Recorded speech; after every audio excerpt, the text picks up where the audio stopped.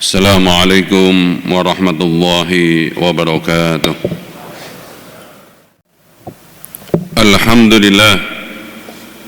Alhamdulillahilladzi anzala sakinata fi qulubil mu'minin liyazdadu imanan ma'a imanihim.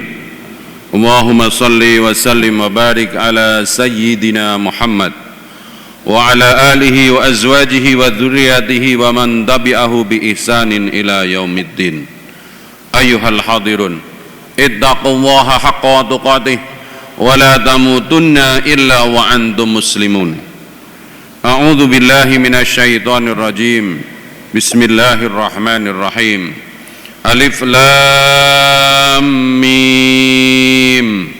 Dzalikal kitabu la raiba fihi hudal lil muttaqin alladzina yu'minuna bil ghaibi wa yuqimuna as-salata wa mimma razaqnahum yunfiqun walladzina yu'minuna bima unzila ilaika wa ma unzila min qablik wa bil akhirati hum yuqinun ulaika ala hudam mir rabbihim wa ulaika humul muflihun. Wa qala nabiyyu sallallahu alaihi wasallam, min husnil islamil mar'i tarkuhu ma la ya'ni. Hadirin sidang Jumat yang berbahagia, marilah di hari Jumat yang ketiga bulan Ramadan 1445 Hijriah ini kita kembali bersyukur kepada Allah Subhanahu wa taala. Syukur sebagai bentuk ketakwaan. Allah taala sendiri memerintahkan dalam surat An-Nisa, wattaqullaha la'allakum tashkurun. Bertakwalah kalian kepada Allah agar kalian menjadi hamba yang bersyukur. Syukur dari mana? Syukur yang paling sederhana, kita masih hidup. Orang-orang yang ada di alam barzah sana, yang sudah dikubur, baik baru dikubur atau sudah bertahun-tahun dikubur, sedang meminta kepada Allah untuk dikembalikan ke dunia ini, berkumpul dengan kita sholat 2 rakaat atau sedekah 100.000. Maka jangan pernah sia-siakan apa yang tidak dimiliki oleh mereka yang sudah ada di barzah, yaitu kehidupan. Adalah Al-Imam Ibnul Qayyim Al-Jauzi, seorang ulama besar pada sekitar abad ke-8 Hijriah, mengatakan dalam satu kitabnya Ruh, mengatakan adalah ahli kubur, kalau ada musola atau masjid yang dekat dengan kuburan, mereka merasa iri dan terganggu.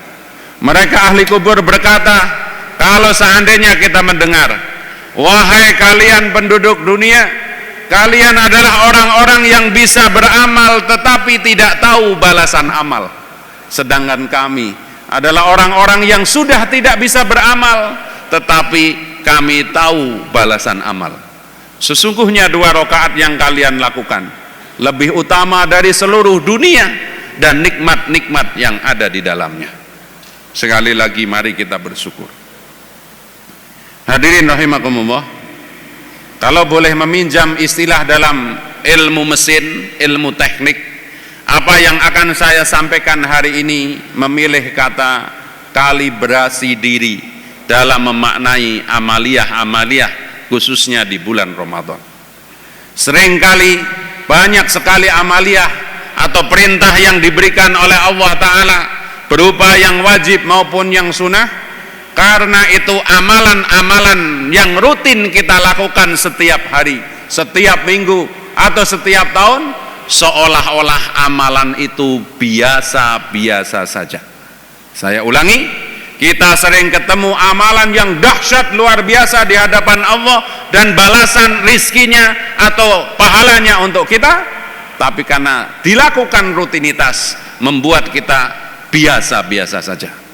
Mari kita kalibrasi diri, sebagaimana tadi ahli kubur mengatakan 2 rakaat saja yang kita lakukan, maka sudah lebih nikmat, lebih segala-galanya dari seluruh isi dunia, termasuk sholat Jumat ini. Saya mengingatkan, sholat Jumat ini bukan rutinitas. Setiap hari Jumat diganti sholatnya cuma 2 rakaat karena didahului dengan mendengar khutbah. Sholat Jumat ini anugerah yang sangat besar dari Allah Subhanahu wa ta'ala.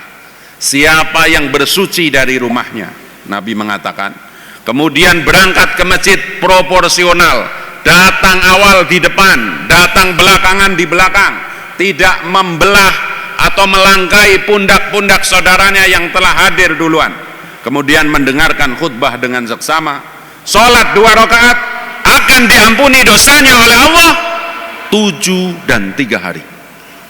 Kita hidup hanya 7 hari, tapi dengan hadir sholat Jumat, Allah mengampunkan kesalahan kita 10 hari. Seandainya kita pendosa luar biasa setelah Jumat kemarin, hari Sabtu dosa, Ahad dosa, Senin dosa, sampai Kamis kemarin kita penuh dengan dosa, maka dengan hadirnya kita di majelis sholat Jumat ini, Allah mengampuni seluruh dosa kita. Masih sisa 3 hari yang itu dicatat sebagai kebaikan kita. Tapi saya mohon izin, mohon maaf, saya pertama kali ke masjid ini, saya ingin mengingatkan, seandainya sudah diingatkan oleh khotib-khotib yang lain, tapi Jumatan yang berkualitas, Jumatan yang di dalamnya tidak ada perbuatan lago. Kalau di kampung-kampung, di masjid-masjid daerah masih ada, sebelum khotib naik ke atas mimbar, maka yang namanya muadzin atau bilal, ya, kadang memegang tongkat, memegang mik, membacakan hadis. Ada 4 perkara yang kalau tidak boleh dikatakan membatalkan pahalanya, bisa mengurangi pahala sholat Jumat. Ingat, pahala Jumat itu dahsyat luar biasa. Hidup 7 hari diberi pengampunan oleh Allah Ta'ala 10 hari. Tapi hati-hati, jangan hadir ke sholat Jumat kemudian melakukan perbuatan-perbuatan lago, maka fadilah, keutamaan Jumat itu menjadi hilang. Satu, Rasulullah bersabda, idza qulta li sahibika yaumal jum'atil angsit wal imamu yahtub faqad lago. Jadi kita lagi dengarkan khutbah begini, khutbah itu tidak selamanya ada bahasa Indonesianya. Kalau kita datang ke Lombok, tidak ada khutbah dalam bahasa Indonesia, semua khutbah dalam bahasa Arab. Di Jakarta, di dekat RCTI ada namanya Masjid Pesanggerahan, semua khutbahnya bahasa Arab. Artinya apa? Karena ini ta'abudi, hanya dibacakan alhamdulillah, sholawat Nabi, wasiat, takwa, baca Quran, doa, selesai, habis itu sholat. Kalau khatib sudah membaca alhamdulillah, sholawat Nabi, wasiat, takwa, kemudian membaca Quran, di sebelah kita ada yang ngobrol, kita tegur, hus, bahasa Arabnya angsit fakot lago. Orang yang negur saudaranya maksudnya baik, dilakukan pada saat mendengarkan khutbah Jumat, fakot lago, orang ini telah melakukan perbuatan lago, fala jum'adalah, orang ini tidak dapat fadilah keutamaan sholat Jumat. Yang kedua, hadisnya mengatakan Rasulullah melarang kita mendengarkan khutbah sambil bermain-main kerikil.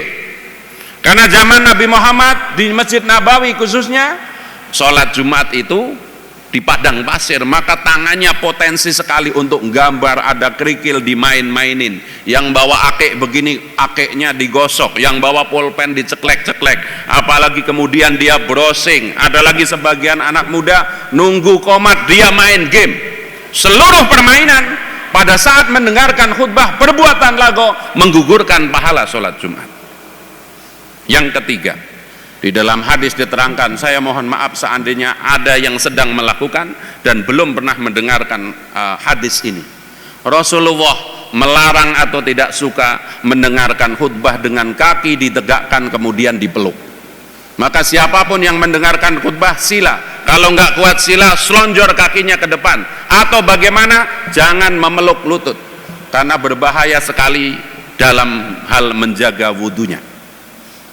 Satu, mari kita gunakan waktu yang 10-20 menit ini benar-benar untuk beribadah kepada Allah. Jangan ngomong, jangan main-main, jangan duduk seperti yang disifati oleh hadis Nabi.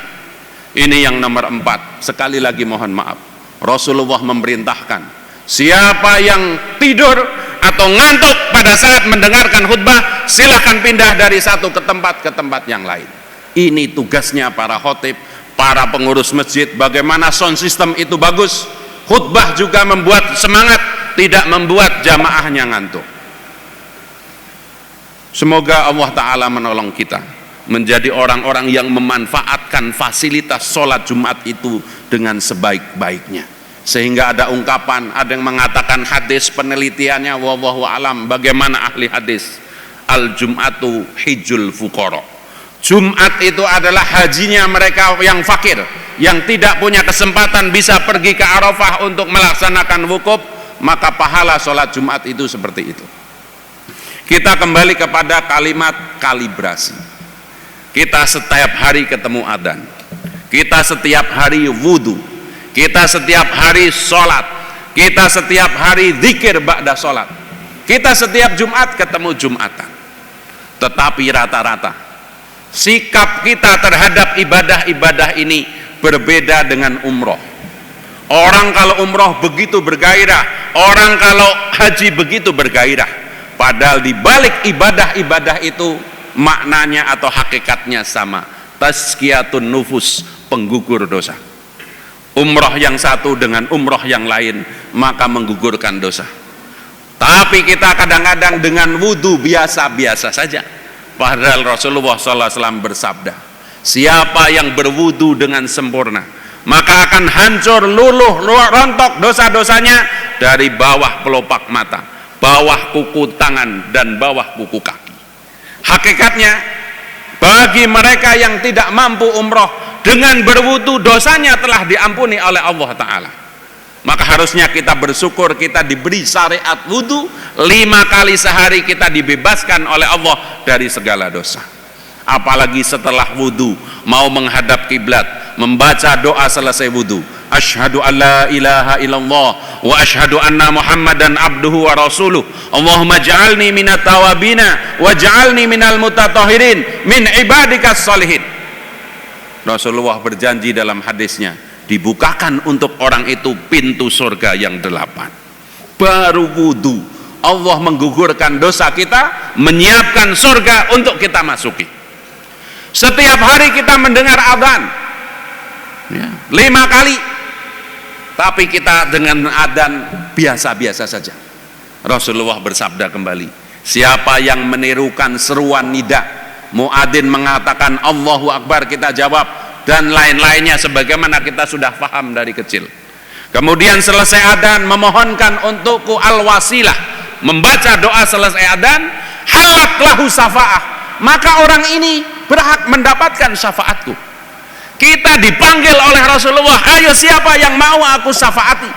Kita tenang-tenang saja kadang-kadang, bahkan ada sebagian yang kecewa. Lah, baru juga duhur, sudah asar lagi. Na'udzubillah min dzalik. Termasuk saya ingatkan, yang punya aplikasi, di situ ada bunyi adzan, jangan pernah minta maaf kalau itu adzannya bunyi. Bagaimana mungkin kita merasa bersalah ada bunyi takbir? Kalau lagi rapat kemudian bunyi, biarkan itu bunyi sampai selesai. Kalau tidak siap memasang, tidak usah dipasang. Ada sebagian takbirnya belum selesai sudah dimatikan. Bukannya Allahu Akbar sampai selesai, baru Allah dia pencet itu sehingga kalimat thayyibahnya tidak lengkap. Al-Imam Suyuti, seorang ulama besar dari Mesir, pengarang kitab tafsir Jalalain, Jami'us Shaghir dan seterusnya, mengatakan, ini perkataan ulama bukan perkataan Nabi Muhammad. Siapa yang nyuekin adzan, saya takut wafatnya su'ul khotimah. Nyuekin adzan 2, yang pertama tidak menjawab adzan tadi, yang kedua tidak sholat. Kemudian Allah menjanjikan surga, rumah di surga dengan sholat sunnah 12 rakaat. Siapa yang menjaga 12 rakaat setiap hari, dibangunkan oleh Allah satu rumah di surga, yaitu qobliyah ba'diyah. Rumah di dunia ini harganya 2 miliar, 3 miliar, 5 miliar. Kita harus nabung bertahun-tahun. Allah menjanjikan satu rumah di surga hanya dengan mengerjakan 2 rakaat sebelum subuh, 4 rakaat sebelum duhur, 2 rakaat setelah duhur. Dalam mazhab Syafi'i ada qobliyah asar. Kalau enggak bisa langsung ke maghrib dan isya.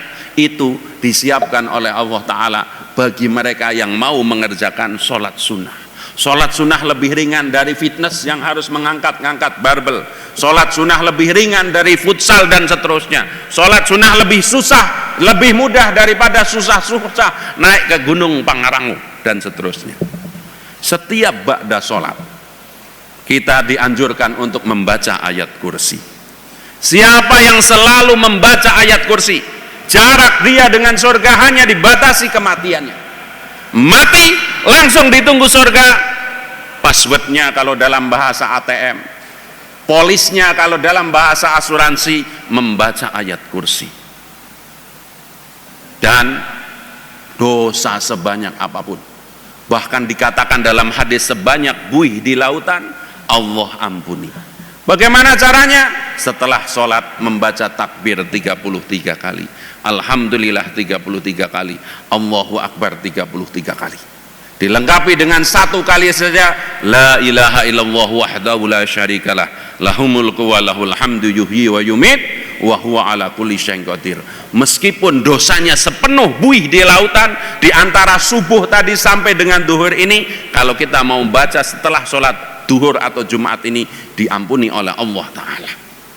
Tapi lagi-lagi ya, kita lebih mementingkan kadang-kadang janji kantor. Ada orang yang rumahnya di Cimanggu ini, ngantornya di Sudirman, ngantornya di Priok. Begitu semangatnya. Karena apa? Dia dalam hatinya, dalam otaknya sudah tertulis sebulan sekali gajian, setiap lebaran ada THR, setiap bulan 3 atau bulan 4 ada bonus. Sementara Allah menaburkan nikmat yang besar-besar dari amalan-amalan yang kecil itu, kemudian kita mohon maaf kadang cuek, kadang tidak istiqomah. Mudah-mudahan hadis-hadis yang secara arti pendeknya itu saya ingatkan, membuat kita mempersiapkan Lailatul Qadar itu mudah. Adalah Al-Imam Mahir Al-Mahali, seorang ulama sekarang menjadi Imam Masjidil Haram yang suaranya khas, mengatakan untuk mendapatkan Lailatul Qadar tidak perlu repot-repot, cukup kita jamaah maghrib, ba'diyah maghrib, membaca Quran semampunya, bisa 1 makro, 2 makro setelah maghrib itu, ikut sholat isya berjamaah, kemudian ba'diyah isya sholat taraweh, siapkan sedekah 100.000 atau 10.000, kemudian kita bangun sahur, sebelum sahur sholat 2-4 rakaat terserah, kemudian makan sahur, sholat subuh berjamaah didahului dengan qobliyah subuh, maka itu sudah lebih dari cukup. Karena apa? Orang yang sholat maghrib berjamaah, orang yang sholat isya berjamaah khususnya, diberi pahala sholat fardu seperti pahala setengah malam. Siapa yang ba'diyah isya seperti sholat seperti setengah malam sunnah. Siapa yang qobliyah subuh seperti sholat sunnah sepanjang malam. Siapa yang sholat subuh berjamaah seperti sholat fardu sepanjang malam. Siapa yang infak 100.000, kembali kepada Al-Baqarah 262, permisalan orang yang infak di jalan Allah, maka seperti menanam 1 benih, tumbuh 7 tangkai, setiap tangkai berbuah 100. Maka 100.000 kita itu oleh Allah diperintahkan malaikat, catat nih orang yang infak 100.000 punya infak 70 juta. Dari mana? 100.000 kali 700. Ketemu malam Lailatul Qadar tadi sudah dikalikan lagi. Apa yang kita lakukan semalam itu seperti dilakukan 83 tahun atau 1000 bulan. Akhirnya mari jangan pernah melewatkan amalan-amalan yang rutin itu. Bahkan ada kedudukan di atas orang-orang yang punya karomah. Ada panas begini dia berdoa kemudian menjadi redup. Ada hujan lebat dia berdoa kemudian hujan itu berhenti. Itu hanya 1/1000 dari mereka yang punya amalan istiqomah. Setiap ba'da sholat dia selalu wiridan.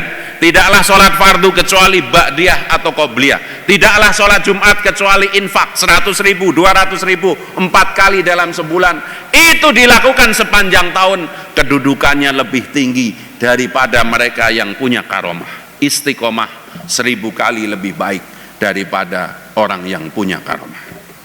Jangan tinggalkan agar kita mendapatkan inspirasi langsung dari Allah, bimbingan langsung dari Allah, agar mampu melaksanakan apa yang saya ingatkan tadi semua. Jangan tinggalkan doa yang ada di dalam surat Al-Kahfi ayat 10. Rabbana atina min ladunka rahmatan wa hayyi' lana min amrina rasada. Ya Allah, turunkanlah rahmat dari sisimu dan berilah petunjuk untuk seluruh urusan kami. Aqulu qawli hadza li wa lakum fil Qur'anil adzim wa nafa'ani bima fihi minal ayati wad dzikril hakim innahu huwat tawwabur rahim. Alhamdulillahilladzi hadana li hadza wa ma kunna linahtadiya laula an hadanallah. Allahumma shalli wa sallim ala nabiyyina Muhammad wa ala alihi wa sahbihi wa barik wa sallim ajma'in.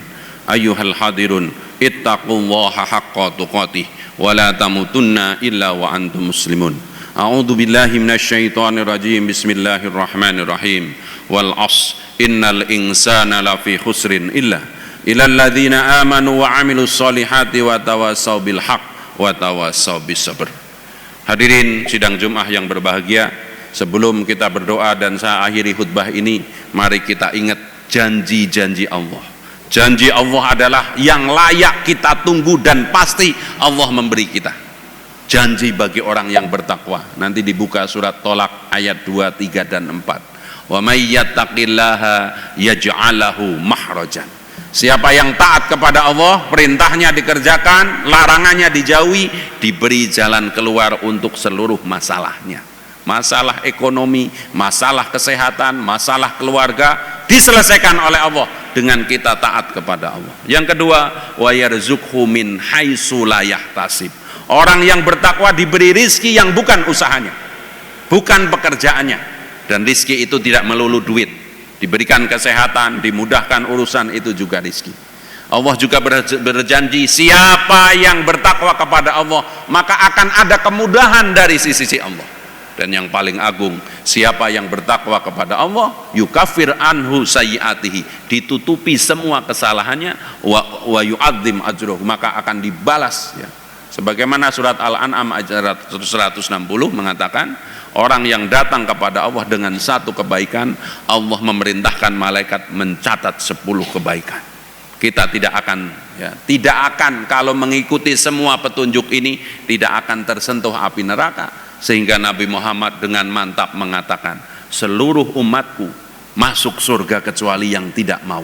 1 kali sholat 2 rakaat dicatat 20 rakaat. 100.000 kita infak, pertamanya dihitung seperti 1 juta, di tempat lain seperti 70 juta. 1 kesalahan hanya dicatat 1. Begitu bertobat, kesalahannya dianggap tidak ada. Semoga Allah menolong kita menjadi orang-orang yang hatinya hidup berzikir, menyebut nama Allah, bersyukur kepada Allah, dan ibadah kita semakin hari semakin baik. Innallaha wa malaikatahu shalluna 'alan nabi ya ayyuhalladzina amanu shallu 'alaihi wa sallimu taslima. Allahumma shalli wa sallim ala sayyidina Muhammad wa ala alihi wa ashabihi wa dzurriyyatihi wa man tabi'ahu bi ihsanin ila yaumiddin. Wa ambaqiyati sahabati Rasulillahi ajmain, Sayyidina Abu Bakar, Umar, Utsman wa Ali wa radhiyallahu anhum ajmain wa alaina ma'ahum wa fihim bi rahmatika ya arhamar rahimin. Allahumma a'izzal Islam wal muslimin wa ahlil kafarata wad zalimin.